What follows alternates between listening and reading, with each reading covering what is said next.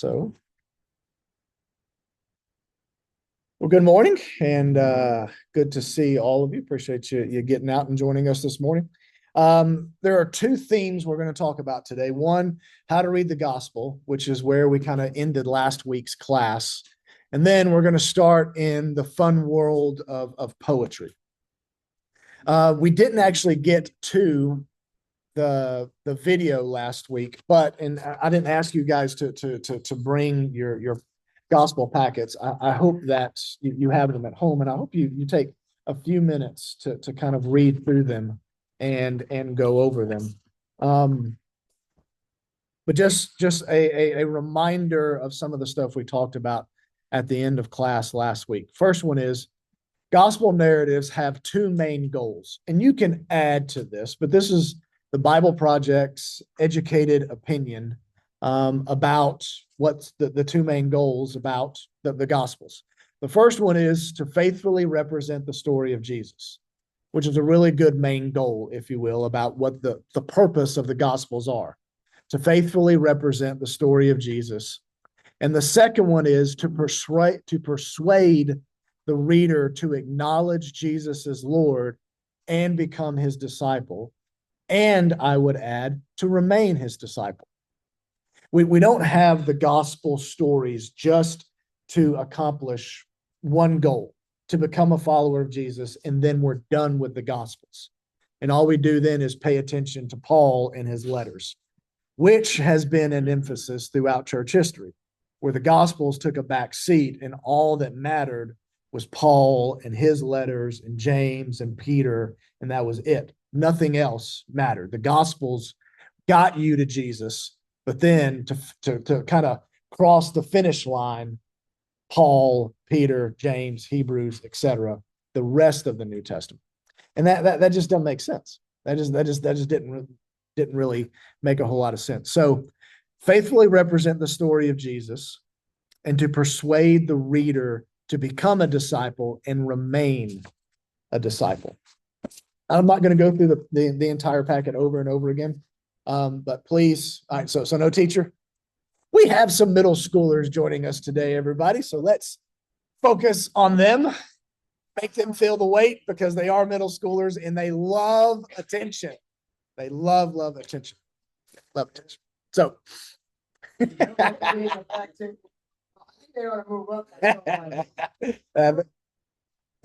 scooting up. They'll sit with Dave. All right. So before we get into the video on the Gospels, two questions for you to work with. Dave and Tammy, why don't you join them? Yeah, I think so. You'd be good. I think Tammy may want to more than. True that. So at groups, name some movies or books of a historical figure, kind of like a historical biography, you have watched and you have read. So think about a book or a movie about a historical figure, a historical biography that talked about the life, deeds, impacts of somebody that you've watched or that you've read. And then Star Wars counts. I mean, if you want to talk about, maybe there was a guy named Luke. But and then the second one, what did you learn about that person? And then the kind of internal application question is, what did you learn about yourself because of that person? Because you journeyed and followed where they started, what happened, and how they ended, kind of the flow of their story. So take 5 or 10 minutes. We'll do 5. Take 5 minutes, talk amongst yourselves, and then we'll come back.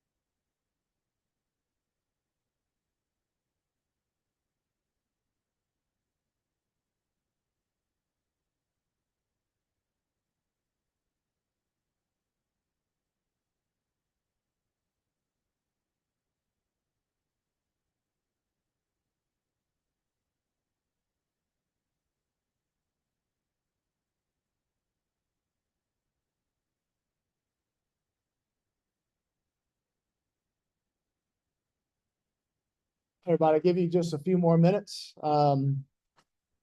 Continue talking, continue thinking about a book or a person. And really get into what you learned about yourself through that person. Like, what is it about your journey of understanding through this historical figure that opened new insights about yourself or about the world or about something? So what did you learn from this person?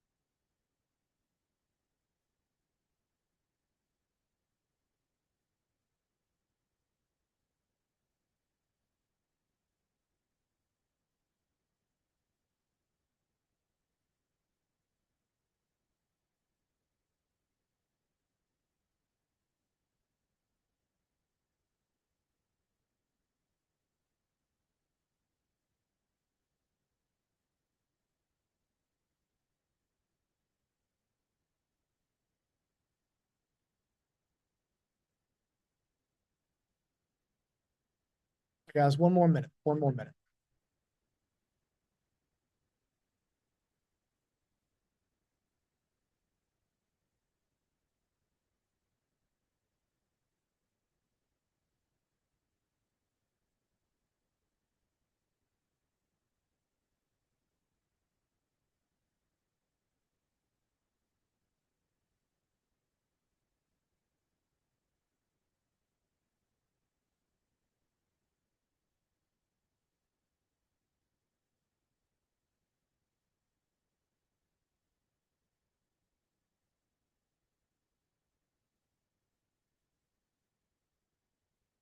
All right, everybody. Would anybody at your table like to share a book or a movie about a historical figure that kind of really had an impact on you, and why?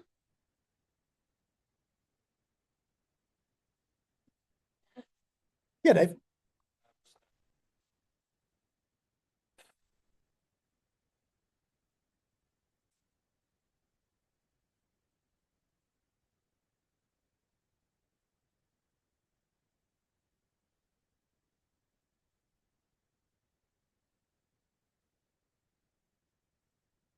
Okay. Awesome. Well, very good. Abraham Lincoln is an excellent example. Awesome. Thank you. Thank you for sharing. Yes, sir.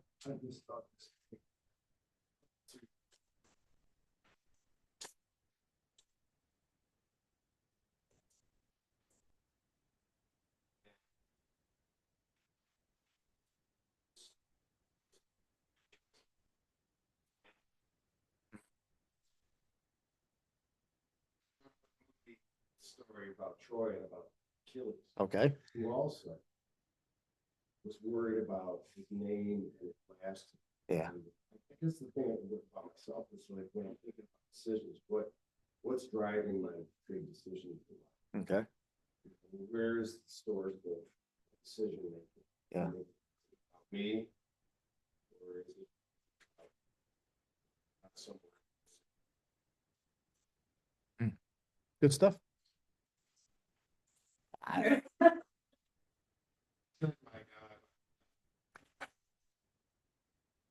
Every husband in this room is like, yep. Yep. Anybody else would like to share? Yes, Ms. Carmen.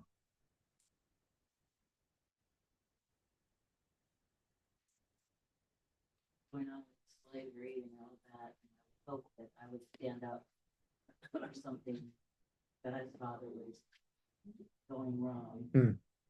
Okay, absolutely. Very good. Anybody else? Yes, ma'am. Okay. Excellent. Helen Keller.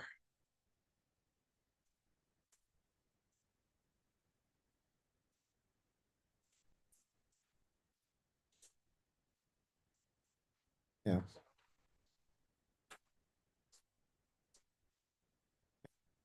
Excellent. Thank you for sharing. Good stuff. Anybody else? Somebody that we as and during a Sunday school class this year, probably third quarter, we're going to be learning about Bonhoeffer. We're going to be talking about The Cost of Discipleship, which is one of his books. But during that 12-week period, we're going to be watching at times, for those that can make it, the Bonhoeffer film that just came out about the life and impact of Bonhoeffer. And he's somebody that came to mind as I was putting these questions together. I have. Sir, it is a good movie. It's an excellent movie. Yes, I think it's on Angel, but it's one of those things you have to, I think you have to have a subscription for. Dietrich Bonhoeffer is a very influential Christian pacifist in the 20th century that made significant, crucial decisions to try to stop Hitler doing what Hitler was doing. And I won't give you any much more than that. Very good writer, pastor, theologian. Yeah. But that's the weight of his story. He's more than just a really smart guy that wrote some really good, challenging discipleship books, challenging type of, this is what it means and looks like to be a follower of Jesus. There's some weight to it. And the weight is the decisions he made along the lines to try to do what he thought was right, even against his non-violent heart that he had about being a follower of Jesus. So I hope you join us. It'll be good stuff. Hope you can join us. So a little bit of the point of this question is to get us to think a little bit clearer when it comes towards reading the Gospels, because the Gospels are historical biographies. We have 4 of them. 3 of them are very similar and yet different at the same time. The Gospel of John that we're journeying through as a sermon series this year is the wildest one. It's the maverick gospel out of all 4 of them. But they're all historical biographies that have a point, that have a direction, that have a goal. So as we continue to journey through John, a question that I hope you keep asking and answering is, who is Jesus? What is John trying to communicate to me about who Jesus is? So not going to go any deeper or further in that. Just what are you learning about who Jesus is as we journey through the Gospel of John? So Bible Project, Gospel, how to read the Gospel. There are 4 books in the Bible that are ancient biographies of Jesus: Matthew, Mark, Luke, and John. And while individual stories about Jesus and his teachings are familiar to many people, these books have way more to offer if we read them from beginning to end and see how they connect Jesus' story with all of the books. So let's talk about how to read the Gospel. First of all, this word gospel, what does it mean? Well, it means good news, which raises the question, good news about what?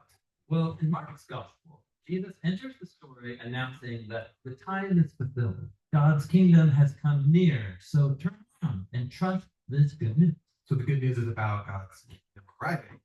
What does that mean? Well, it's Jesus' way of summarizing the whole biblical story that leads up to himself. Well, the story begins with God creating a good. Good luck with that. And then pointing to humanity as representatives of good. But then the humans rebel over and over, leading to a world of violence and death. That's the problem. But God's committed to making it work. So he chooses Abraham and his family to restart the project. Then through Moses, God brings the family into a garden land of abundance so that he can restore all of the nations through them. Right. Israel becomes a kingdom with amazing kings like David. Eventually, Israel rebels too, and it leads them into destruction. But Israel's prophets said that God wasn't giving up. He was going to personally come and restore Israel so that his justice and peace could spread to all nations and all creation. This hope was called the kingdom of God. And that's what Jesus said he was bringing to Israel. Yes, Jesus' good news is about God's kingdom, the new creation that was arriving to restore humanity to their role as God's partners in ruling the world. This is why the gospel has so many stories about Jesus liberating people from death and disease, along with all of his teachings about generosity, war, forgiveness, and loving your enemies. He was inviting people to live in God's view. Exactly. And so this is one of the main goals of the gospel, to show how Jesus is bringing the whole biblical story to its fulfillment. So that's why the gospel authors are constantly appealing to the Hebrew scriptures while telling the story. Yeah, like when Jesus is born in Bethlehem, Matthew reminds us that this was anticipated by the prophet Micah. And he directly quotes from it. Yeah, these direct quotes are really common. But more often, the gospel authors weave biblical phrases into the story without telling you, so you can discover it for yourself. Like when Jesus is baptized and God announces from the skies, You are my son, my beloved. With you I am well. now, if you do some digging, you'll find that God's statement blends together phrases from 3 biblical texts to identify Jesus as the royal son of David, the seed of Abraham, and the servant who's going to suffer for the sins of his people. Well, that is son. Yes, and the gospel accounts do this on every page. Every book is constantly showing how all of the biblical stories about Abraham, Moses, and David, and all the prophets, all of it points forward to Jesus. Now, why are there 4 different accounts? Wouldn't one be enough? Well, the diversity is on purpose. Each of the 4 gospel authors has shaped and arranged their stories about Jesus differently, so they can emphasize different things about him. Matthew presents Jesus as a greater Moses, and so he's grouped Jesus' teachings into 5 large blocks, just like the 5 books in the Torah. Highlights how Jesus is God's royal servant from the book of Isaiah, who brings God's light to the nations. Mark presents Jesus as a new start for humanity, bringing the mystery of God's new creation crashing into the present. And John focuses on Jesus' claim to be Yahweh, the God of Israel, become human, to do for us what we could never do for ourselves. Those aren't really different from each other, but they all tell the same basic story. Man from the region of Galilee teaching this good news, but who's ultimately crucified. Yes, all 4 books of the gospel are showing how the arrival of God's kingdom through Jesus led him up to the cross, where he was enthroned as the king of God's new world. He's given a robe, a crown, a scepter. Right. And as Jesus suffers the consequences of humanity's rebellion, he's showing that the power of God's kingdom comes through his love and self-sacrifice. And when he's raised from the dead, we're watching the dawn of the new creation. So the gospel authors don't just want their readers to know about the good news. They want them to become. Yes, the gospel is designed to persuade us to trust and follow Jesus so that we can participate in the new creation that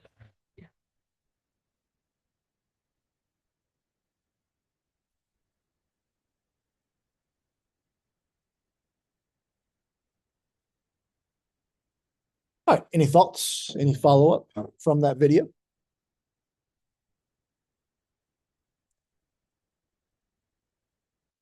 They do. They do. Extremely creative, very, very good in kind of laying it out.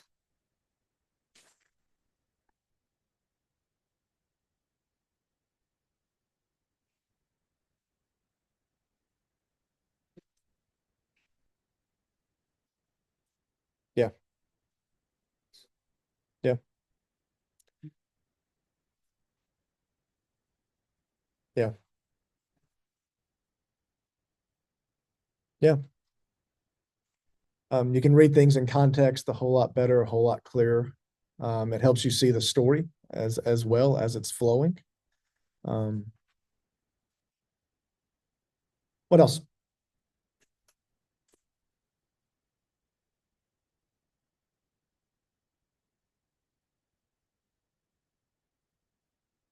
Okay. Yeah. Yeah.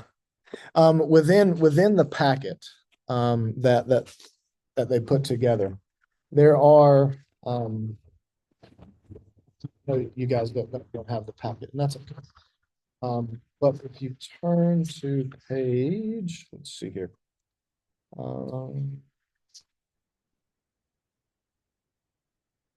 When you have your packets in front of you, if you look on page 11, it gives three type of hypothesis as to why we have four different ones and the differences between what's known as the synoptics, Matthew, Mark, and Luke, and then the Gospel of John, and how they came together. These are just theories. These are hypotheses, but they actually make a lot of historical sense when you think about it, because these books weren't just kind of like airmailed from heaven down to the authors. Even because this is one of my go-to sayings. Luke says at the very beginning that I did homework.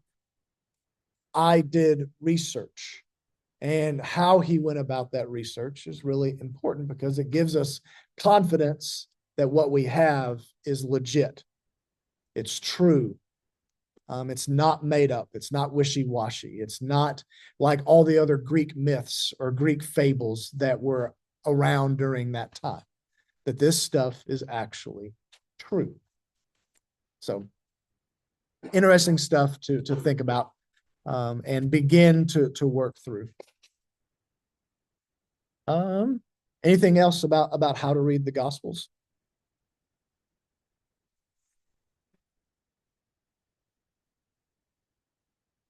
Yeah. Yeah. Yeah. Yep.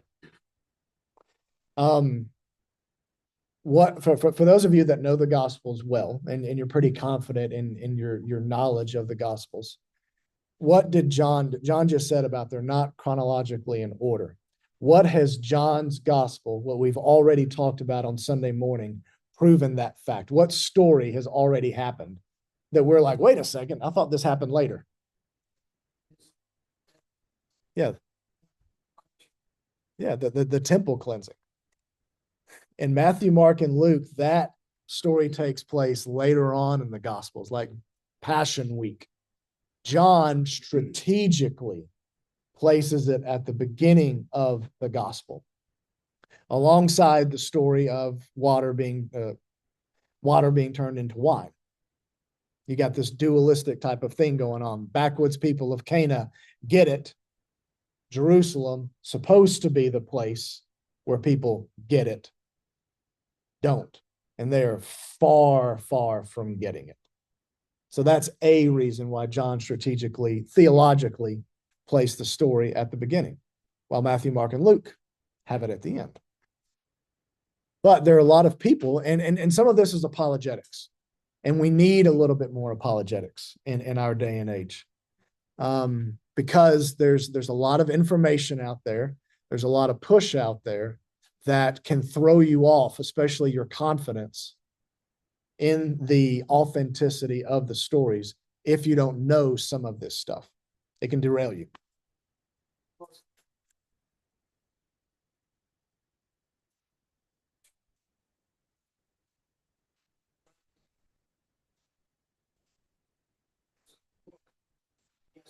Yeah.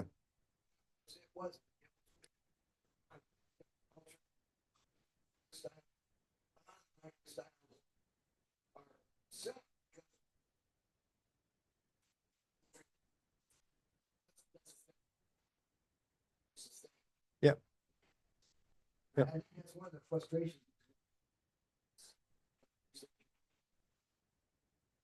Yeah. You know, especially after you realize.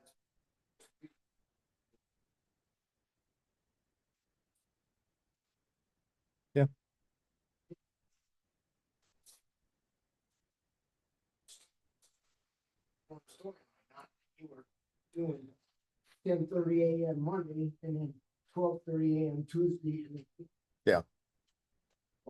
No, it's all good. Yeah. Yeah. A saying that I was taught years ago that's really, really been helpful to me is that it was not written to us, but it was written for us.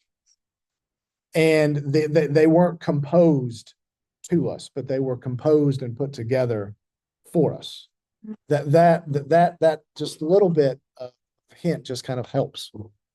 What I would be really interested in, and you guys would be doing me a huge favor, is as we continue to go through the Gospel of John, communicate with me about this is how I'm learning to read the gospel.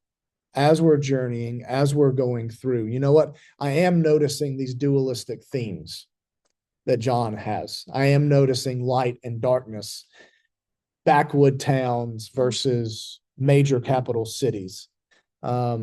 Characters that shouldn't get it that get it versus characters that should get it but don't.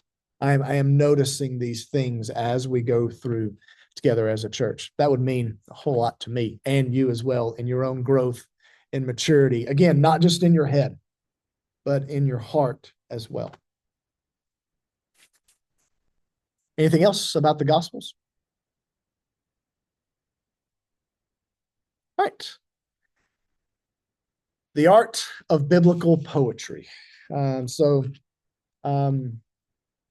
ahead and watch the video. So we'll make sure we'll get the video done today. And then we'll talk about the packet. So we've been learning how to read. But 30% of the Bible is made up of ancient poetry. And I don't know about you, but I don't read a lot of stories with 1 out of 3 pages. Yet poetry is everywhere in the Bible. Some biblical books are entirely. Most of the Hebrew prophets wrote masterful poems, and the majority of God's speech in the Bible is represented as poetry. It's also very common in biblical narratives, where the story can pause while a character breaks out into poetic song. Like in the Exodus story, there's a narrative about Moses leading the Israelites through the water sea, and that's followed by a beautiful poem about the very same thing. Why a story and a wouldn't one version suffice? Well, poetry has a different purpose in the story. Instead of describing the difference, let's just experience it. Okay. So one part of the story goes like this. The waters were divided, and the Israelites went through on dry land with a wall of water right. That seems clear. Now the poem telling the same event. O Lord, by the black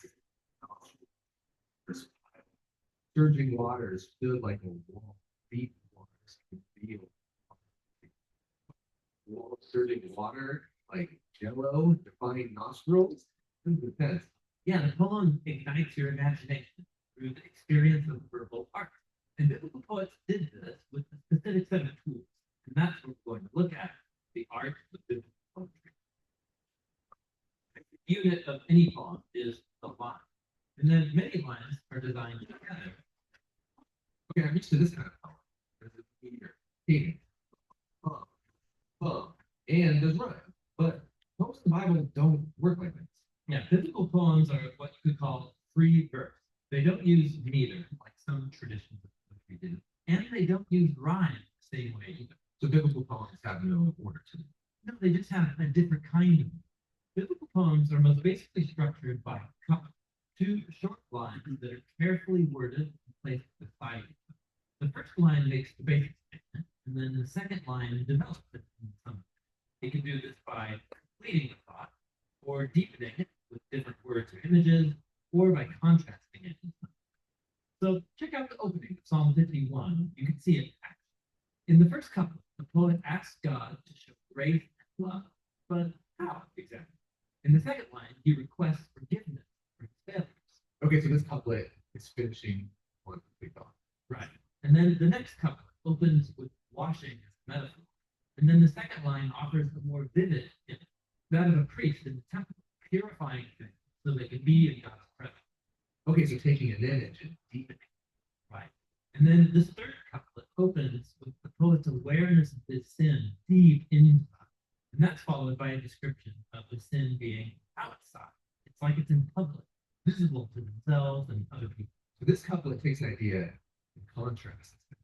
Exactly. So couplets by nature are a bit repetitive, but the repetitive language forces you to slow down and linger over feeling and meaning, looking at each idea from more than one angle. And then groups of couplets can come together around one key idea.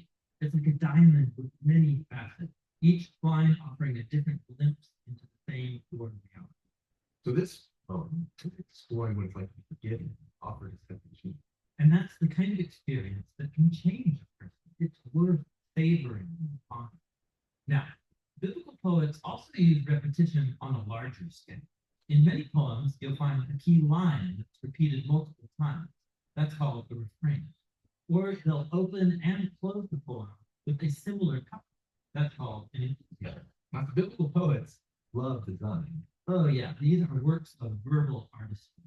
These poets use repetition to create all kinds of elaborate patterns that invite the reader to make connections between different parts of the whole poem that open up even deeper layers of meaning. Cool. I'm feeling at home with ancient Hebrew poetry. But remember, poetry isn't something you master and then move on. Biblical poems are bottomless as well. They're packed with a surplus of meaning for those who are willing to slow down and ponder. And they're trying to pull my mind in directions and discover. Exactly.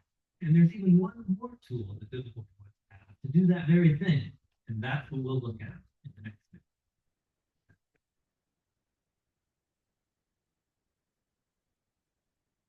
All right, take a few minutes to name one thing from the video that you learned about biblical poetry and share it at your table.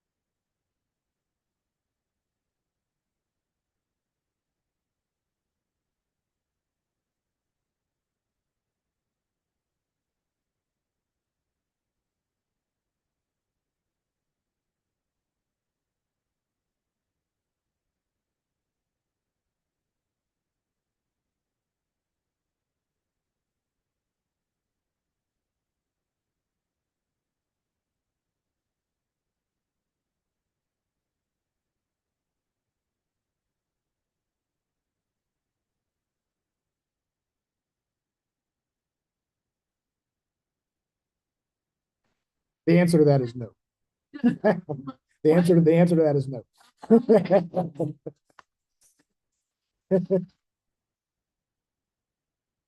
Oh yeah, so we got Miss Tammy, you can finish.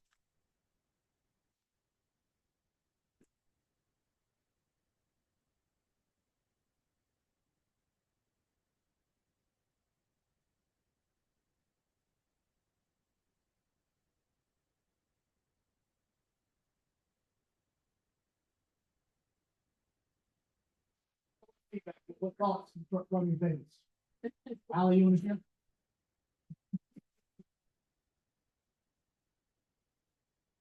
Any thoughts? Anybody? Definitely not the Beach Boys. Here's the things that just jumped off the page. Verbal art It jumped off the screen. A way of describing poetry, verbal art. Just that phrase alone makes you slow down and go, okay, how am I seeing? Bottomless well. I appreciate at the very end, it's like, you're not gonna master this. To try to understand. But when you try to master something, you think you have a hold of it, you think you can control it.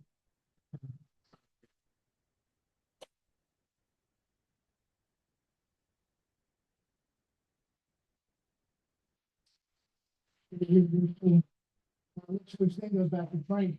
We're constantly being trained. So here's something to keep in mind. When we go to Proverbs, when we're especially when we're in the book of Psalms, we've been trained to read things literally. You can't do that in Psalms. Unfortunate theology, unfortunate doctrine has come out of the Psalms that has done so much more damage than it was really intended to. When David says, surely I was sinful at birth, I was a sinner in my mother's womb. If we take that literally, what doctrine, I'm going a little bit past it, maybe what I should, what doctrine kind of came out of those two statements? Into baptism, yes, but original sin. That in the womb, before I've said or done anything, I haven't even taken a breath of the earth, I was a sinner. So what happens to miscarriages? What happens to the baby if tragic things happen?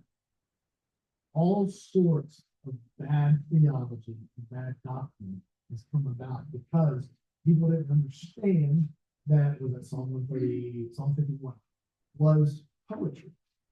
So when you read it, David feels the weight of his misdeeds, bad judgments, with Bathsheba. And he's reflecting on the weight. And he's going back saying, you know what, I thought I was good. I thought I was righteous. I was the king of Israel. I was anointed over Saul to be a king to God's people. I thought I was the stuff. But in reality, I've been corrupt. I've been bad since before I even took it. It's not meant to be taken. And for us to understand the weight of sin. Does that kind of make sense? Well, last few minutes, let's take a look at a few of these things. Page 1 with introduction. Did you know that a third of the Bible is ancient Israelite poetry? Poetry is a rich and artistic form of human communication, but it's also some of the most difficult to read. It's worth taking the time to study the unique characteristics of biblical poetry in order to discover its beauty and its power. Use these notes as you continue to grow in your understanding. Keep these. And when you get in your reading, when you get to the Psalms or when you get to some of the prophets, and you're like, wait a second, I've moved beyond just history. I've moved into metaphor, simile, and all these other things that don't make sense to me. I wonder if I'm reading poetry. Keep this handy and go back and look through. We're going to get into more poetry in the upcoming weeks. All sorts of other stuff. One of the things that I wanted to highlight before we call. If you go to page 4.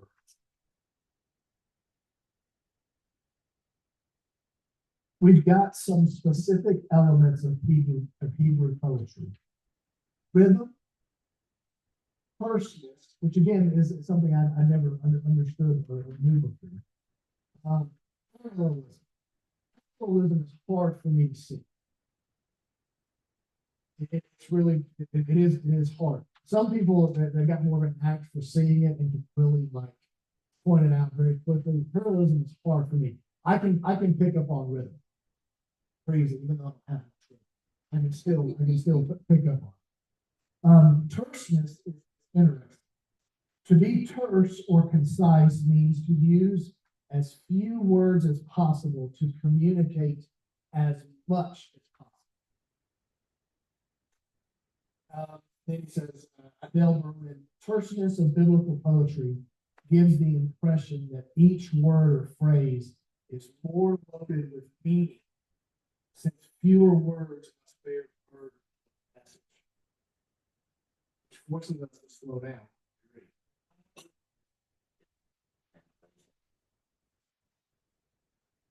In a lot of cases that, well, we'll expand this a little more, so we lose that terseness, or they wanna say, oh, we don't wanna say this the same way, we put some more, synonyms in it or something. Yeah. And vary it up. Yeah. Like we're told in our writing. Yeah.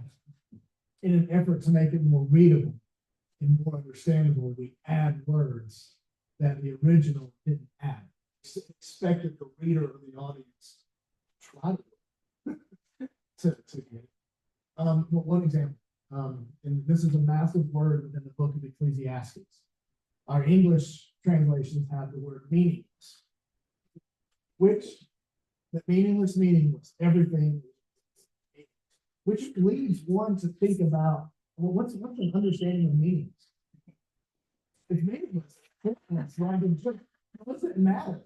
It's the equivalent of whatever. Whatever, everything in life is whatever. Well, the Hebrew word, it can be pronounced Havel or Havel. It means this. It means faith. But if you were to put that in our English translation, everything is mist, everything is vapor, everything is smoke, if you will. You're like, we take it literally. We're like, is somebody just puffing away? And then like, if they look at life and just see everything. Snoop Dogg does. But no, it's meant to draw us, it's verbal art. Everything that the Ecclesiastes author talks about, he's tried to control. But at the end of the day, when he looks back on it, he's like, you can't pass the wind. You can't control this. You can't take a hold of smoke. No matter how hard you try, it slips right through your fingers. Again, from a lot. So it's just a way of, and that's what the book of Ecclesiastes is all about. Trying to grab something that is beyond your control. I don't want to go too much further before the last bell rings. Take this home and read it over. Bring it back with you next week, please. Because we'll keep highlighting some of this stuff and going through. So appreciate your participation. Glad you're here. We all work.